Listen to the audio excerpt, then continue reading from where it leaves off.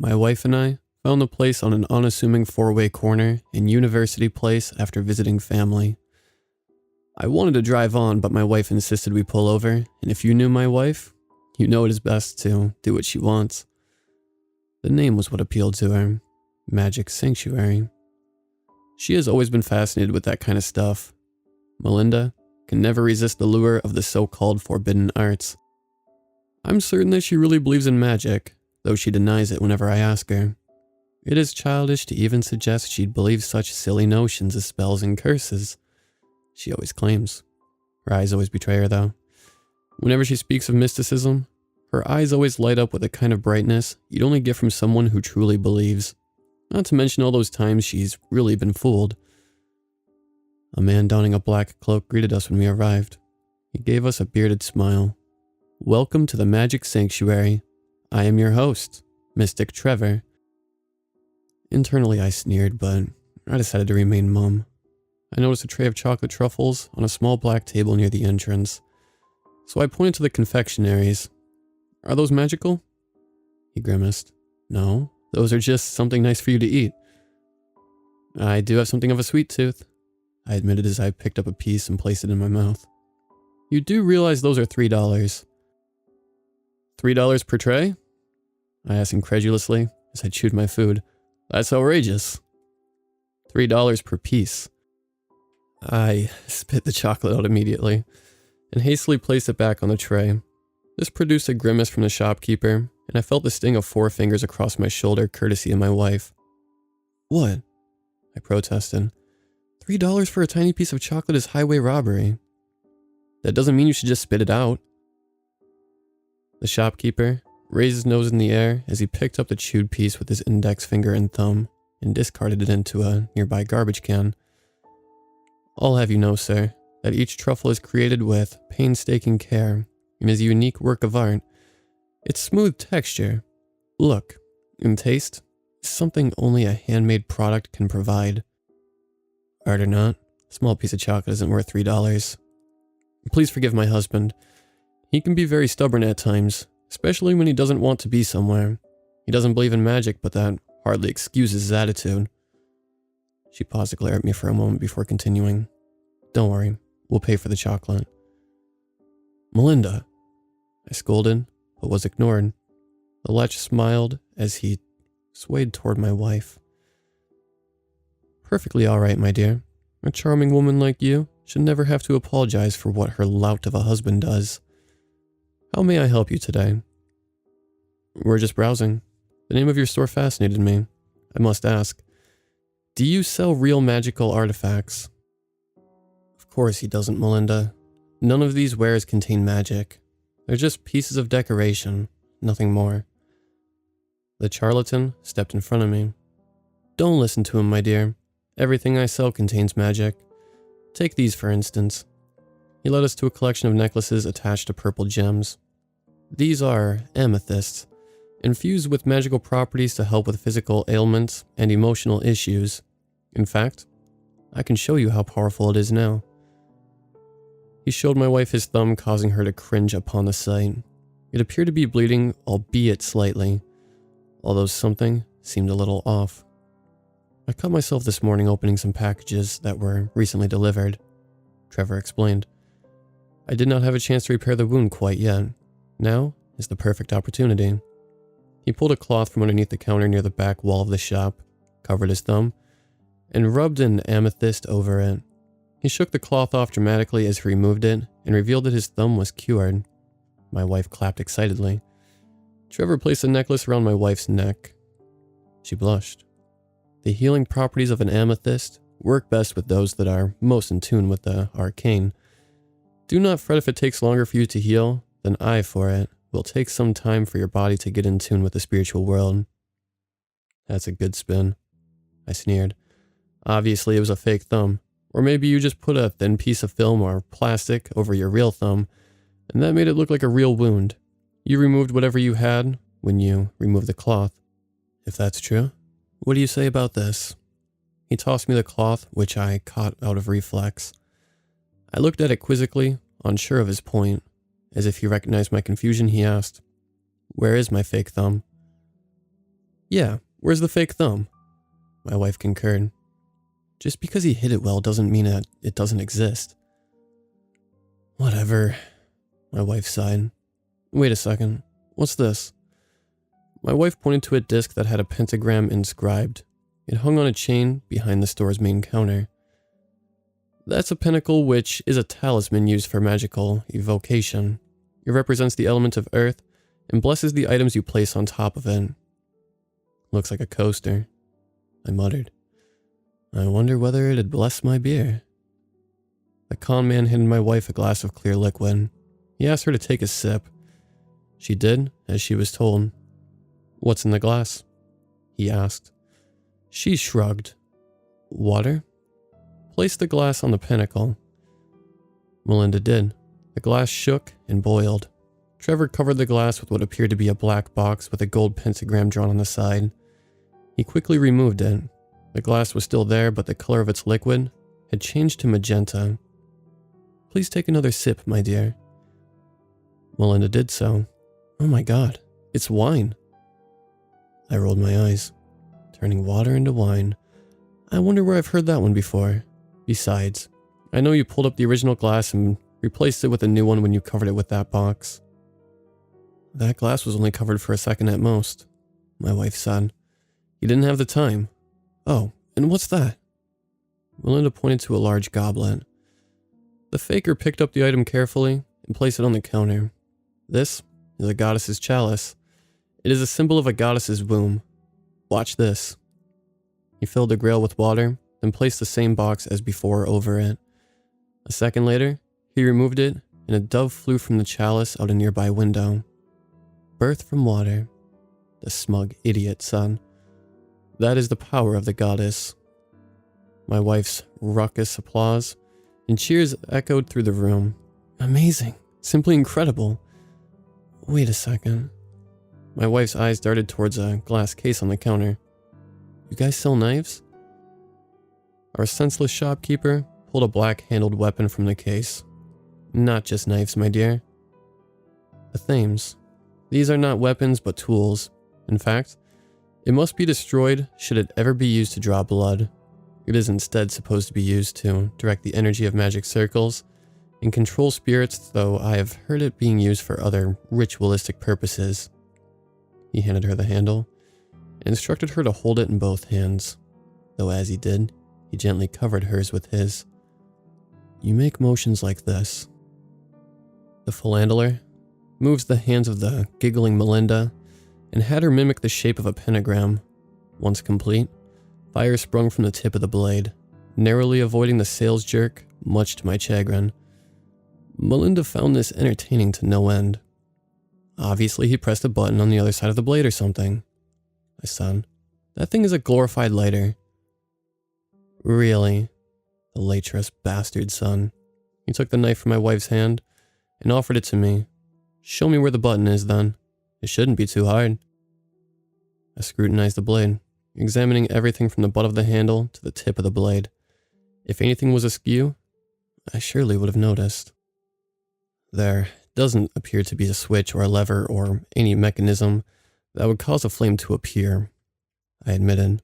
But just because I can't figure out the trick doesn't mean that you're using magic. And your lack of faith doesn't mean that magic isn't real. I couldn't have said it better myself. Melinda concurred. Trevor, is there anything else you can show me? Of course, my dear. You merely have to point. Melinda did as she was instructed. The swindler was all too eager to display his wares and gather them of the tables as he continued to spin tales of wonder and illusion. My wife ate it all up.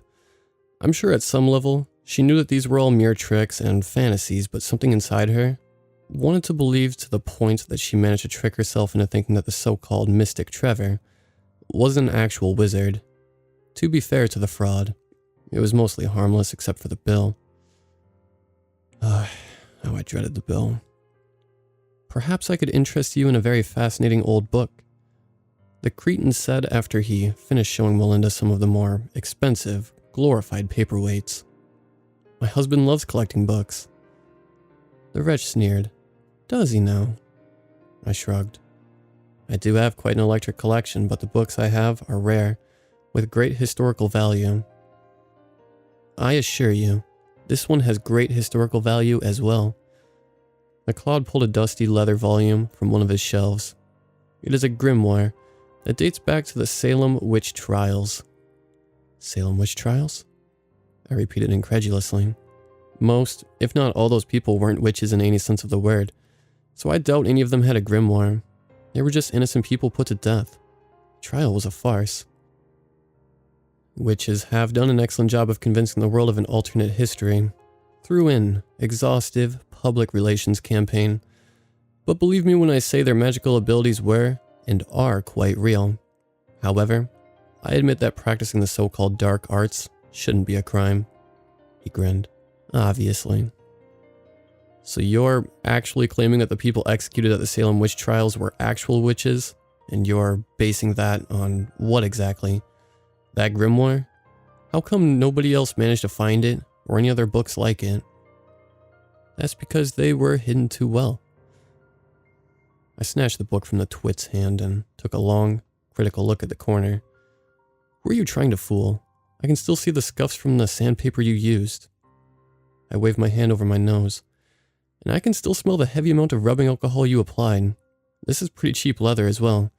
This book is a couple of years old at most. Lies. The liar protested. I assure you this is an ancient grimoire that was found at Salem. My wife jumped in. It does remind me of that book you collected recently. The Al something or the other. I thumbed through the pages. Just a cursory glance tells me this book is worthless, Melinda. It certainly wasn't written by someone in the 17th century or earlier. Someone much more modern wrote this. Say, Raymond Buckland. Who? I looked at our lecherous salesman, cockeyed. You claim to know about the arcane and witchcraft, but you don't know who Buckland is? I gave him a contemptuous smile as I shook my head. It doesn't matter who wrote it, the jackass said. There's a lot of useful information in that grimoire, far more than your cynical mind could ever hope to comprehend. There are spells related to protection, love, and even... He paused to move closer to my wife so that his lips were practically in her ear. Even sex. My wife giggled uncontrollably upon hearing this. I was not nearly as amused as I started to breathe heavily through gritted teeth, as a pressure built in my chest and moved toward my head. My eyes started to blur and the world suddenly was tinted with the color red. I think my husband is wrong, Mystic Trevor. This grimoire sounds amazing. Everything sounds amazing. We'll take it. All of it, I mean. Excellent, my dear. The fraud calculated the price, which was high enough to almost make me faint. Despite my protests, my wife gave the man the money, which he eagerly took. He bagged her goods in 2 large plastic bags, with the name of his shop emblazoned in silver on the side. I'm surprised he didn't charge us extra for them. Melinda, don't get me wrong. I don't mind you buying these items if you find them to be nice decorative art or perhaps good conversation pieces. But to think these trinkets hold any more power than a paperweight is foolhardy at best. Sir, your cynicism is not appreciated by neither me nor your wife. I must insist that you cease your derisive comments at once. Yeah, honey, believe in something for once in your life. Are you not impressed by all the magic he performed? Magic? I snickered. He performed some parlor tricks. If you're generous, you might even call them illusions. I admit that he's better than the sleight of hand that most amateur store magicians, but that doesn't mean he has any mystical powers, Melinda. I've seen a lot of tricks and illusions in my life. I know when I've seen something I've never seen before, so believe me when I say what he's doing is actual magic, not tricks. It seems like you are a true believer, my dear, the imbecile said as he caressed my wife's hand. Is there anything else I can do for you? My wife's eyes sparkled as she stared longingly into his. There is one thing. I've heard of magical items that allow you to talk to those in the great beyond. I was aghast. Honey, please don't do this to yourself. The snake smirked. Whom do you wish to speak with? A look of apprehensive excitement burned in Melinda's eyes. My mother Martha. She died suddenly a year ago. She was hit by a drunk driver. His truck leaped over the median. They had to use the jaws. She paused to wipe away a tear. I would do anything to speak with her again. I'm sorry for your loss, my dear. I regret to inform you that no artifact, no matter how mystical, has such power. I breathed a temporary sigh of relief. Oh, my wife said as a dejected grimace washed across her face. I just heard before that. Well, I suppose it doesn't matter. Thank you anyway.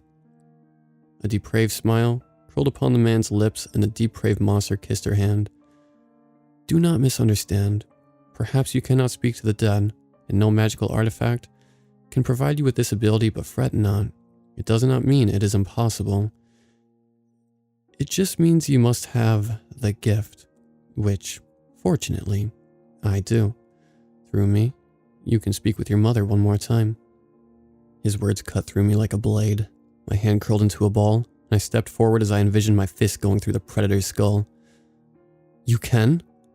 My wife asked with the excitement of a schoolgirl. Perhaps you would be interested in a divination. What are you talking about? I asked. I should have known a simple mind like yours would not know such basic mystical terms. I am referring to the art of speaking with the dead. I growled. I know what a divination is. I just can't believe the audacity. To claim you have the power to do something like that is utter nonsense. Ah, I see. I know that such a concept is lost on a skeptic such as yourself, but my father was a shaman, and I inherited his ability. My wife's voice broke as she spoke. So I can really speak with my mother one more time? The slimeball gave her another smug smile as he caressed her hand. Of course, and for a true believer like you, I won't even charge the full price. I pointed my wife toward the door. Get out. What? Melinda screamed. You do not tell me what to do. I repeated my command. I said, get out. Melinda glared, fully prepared to deliver a harsh verbal reprimand. Suddenly, her eyes widened and her expression turned from anger to concern, and maybe a bit of fear as she read the look on my face. She slunk out of the shop with the bags in her hand.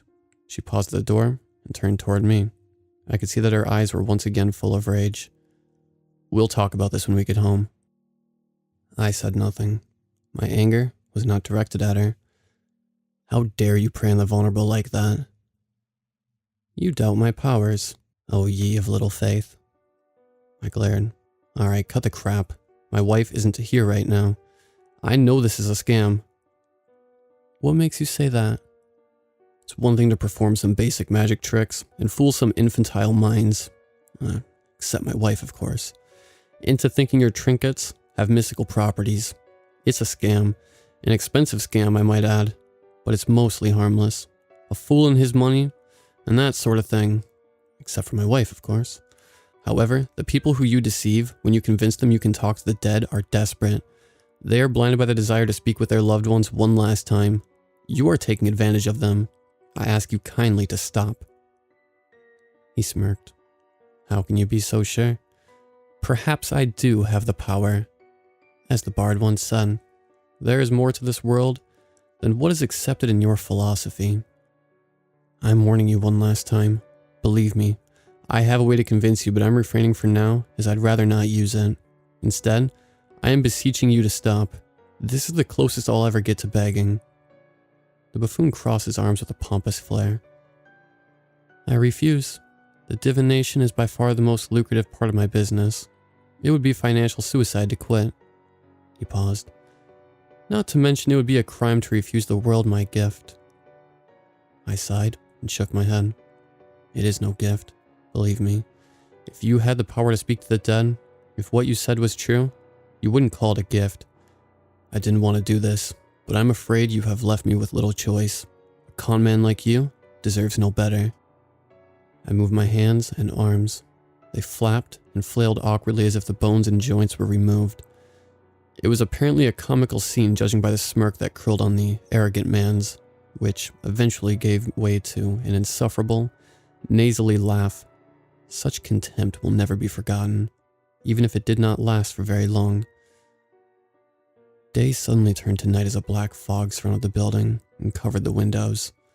At the same time, clouds of white smoke emerged from below and caused the temperature to fall rapidly. A rancid smell of rotting flesh wafted in the air. There was a feeling of ascension, as if the building was lifted, or more accurately, pulled from its foundation. The asshole remarked how it was odd that the weather turned so suddenly. He also speculated on what could have caused the smell. He further commented it certainly was quite powerful, as it made its legs wobble and his stomach churn. He felt as though he had just gotten off a roller coaster. I encouraged the man to open the door to get a better view, even going so far to suggest that perhaps a prankster had left him a present in the form of a burning bag of excrement. The supposedly magical mountebank did as he was instructed. Immediately, he fell backward. He crawled as quickly as he could on his back with his heels and elbows until he bumped into my shins. I looked down and saw the pitiful creature. His skin had turned pallid. His eyes were wide and bloodshot. His mouth was agape, unable to close. His voice was dry and raspy. He muttered noises that sounded like an attempt to express confusion over what was happening, but came out as a meek and gravelly rasp and groan as he struggled to breathe. Outside the door, there was nothing but a black void with white apparitions drifting erratically as if they were mad. Noises emerged from them. Moans are the closest analog any language would be able to describe these sounds, but they were unlike anything that had ever been heard by human ears.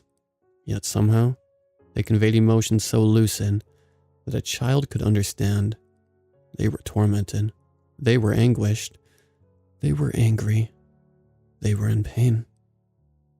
What is this place? The poor fool finally managed to gasp. We are nowhere that you can comprehend. You will learn what it truly means to speak with the dead. I chanted in an arcane language completely incomprehensible to those who never studied from the ancient texts. They were blasphemous librettos, unlike any dialect of this world. My eyes rolled to the back of my head. My arms, legs, and back arched as I floated a few inches off the ground. My body went limp. Outside, the spirits turned. They did so with the ferocity of a storm as they swirled into a vortex. What appeared to be lightning and thunder clasped outside as the spirits spun and churned out of control. The noise was so loud and painful that the man had to cover his head with his arms as he slammed his forehead against the ground in a vain effort to dampen the sound. There was a raucous clamor that echoed as the building shook. It was as if the walls were going to collapse. No, more than that. It was as if the fabric of the universe was breaking apart. A bolt of lightning struck me. A woman's voice escaped my lips. The words were disjointed. Every syllable was a struggle. I've escaped. Her initial excitement quickly dampened to sorrow. No, I have not. He's merely allowing me to speak through him. I'd like to see my daughter. Where is she? The man looked at me with stunned consternation as he knelt with his hands on his knees. What's going on? Who are you? My name is Trevor. Who are you? My name is Rachel. Do you know my daughter Melinda? You're Melinda's mother? You know my daughter? I think so. We only just met. She told me her mother died a year ago. I thought death was the end, but it was only the beginning. Are you a spirit? I do not know quite what I am. That must mean there's an afterlife. Tell me, what happens after we die? Do we go to heaven? Do we go to hell?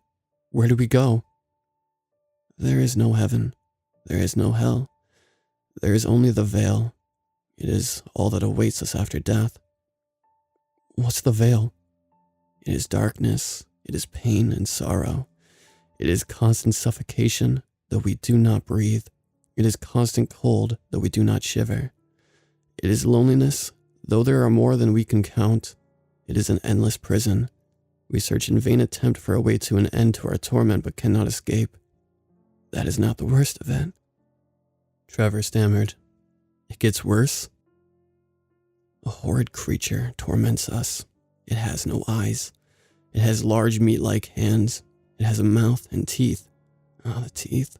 Large, horrid, rotted, jagged and broken. It grinds when it catches us. The pain is indescribable and ceaseless. It is 10 times worse than anything that can be imagined. No, hundreds. No, thousands. We wish for anything to end the pain. We wish to disappear, but we cannot. We wish to not exist. There is nothing but pain. It feels like we suffer for an eternity until he decides to let us go. What? Why would he ever let you go? So we fear his return. My limbs started to shake uncontrollably as my tongue curled. It was as if my body was having a seizure in the air. I felt the spirit's panic. She let out an agonized shriek that shook the foundations of the room. Trevor did his best to protect his ears as trickles of blood poured down his cheek. It's here. It's here. I sense it. Approaching. It has come for me. It has come for all of us. Do not let it get me. I do not wish to suffer any longer. A shadow appeared and loomed over the building, though such a thing should have been impossible in the darkness. Its many eyes peered inside. Its teeth glistened as if saliva was dripping from its fangs. Its meaty hands reached inside. Trevor let out a hysterical laugh. His hands tore clumps of hair from his head. Then he began to claw at his eyes. I chanted once more. The spirit expelled from my body as if she were shot from a cannon. My body flung against the wall opposite the door as she flung toward the void. The spirit narrowly avoided the creature's claws. I could only hope and pray she managed to escape. Slowly, the fog disappeared and the smoke dissipated. The building returned to its original location as it had gently floated down. Outside, it was bright, sunny, and cheerful. Birds were singing. It was an idyllic scene. The man remained on the ground. His once cropped mane now contained ugly bald spots. He sported several large cuts around his eyes, though thankfully, he was no longer trying to gouge them out. Instead, he preferred to cover them as he wept. He was no longer laughing. The mystic would need quite a spell to return to his once elegant form. Now do you see why I was so certain you could not communicate with the dead? A man like you could never control those spirits, nor could you handle what awaits us all on the other side. I paused for a moment and looked upwards. I let out a deep, melancholy laugh. This is a secret I even keep from my wife. The only secret I have. Do you know how much it kills me whenever she says she would give anything to speak with her mother once more, knowing that I could theoretically grant her that wish? I will never reveal this to her, though. I would never subject someone I love to the horrors of the veil. You understand, right? The man said nothing and continued to sob. I shrugged and looked around the shop. On the same black table as before, there was an untouched tray of truffles. They were made from dark chocolate, the kind my wife enjoyed the most. You don't mind if I take these, do you? I said those words more like a command than a question. The shopkeeper was too busy blubbering and whimpering to respond. Just before I left, my hand was literally on the door. The pathetic man called to me. I turned around. His lips quivered, and it took a few attempts, but eventually, he managed to stammer out. Those images were just illusions to punish me, yes? A torrent of tears streamed down his cheeks as he continued. That can't be all that awaits us after death, can it? Tell me, ease my pain. Tell me that just isn't true. I knew the answer, but I did not respond. I left without saying another word. How dare you command me to leave? Melinda shouted as I met her at the car. You don't tell me what to do. I apologize. I know how you get when it comes to magic, yet I had a feeling that Trevor was trying to con you. Though I concede that I could have handled it much better than I did. She crossed her arms. Yeah, you certainly could have. Once again, I'm sorry. However, my conversation with him was hardly fruitless. He confessed that he wasn't a mystic, or a wizard, or a sorcerer, or what have you, and he cannot speak with the deceased. My wife's expression turned to genuine disappointment. Really? Look into my eyes, honey. I have never been more sincere about anything in my life, except of course, when I expressed my love for you. She studied my eyes. After a few moments, she sighed and uncrossed her arms. Okay, I know you're telling the truth. I guess Mystic Trevor was just another fraud. Still, it's disappointing. I hoped, for a moment, that I would be able to speak with my mother one more time. I guess that's why he was able to fool me. She stared off into the distance. I decided to give her some space. He seemed like a nice guy, too. I can't believe he's conning people like that. The best con artists seem nice. That's how they're able to fool people. She gazed at the items resting in the back seat. Should we return these trinkets? I paused. No, let's keep them. You seem to like them. They're good conversation pieces if nothing else. Besides, Trevor's not all bad. I displayed the tray of confectionaries. He did give me these as an apology for his indiscretions. Really? Of course. Do you think I'd spend $18 on chocolate truffles?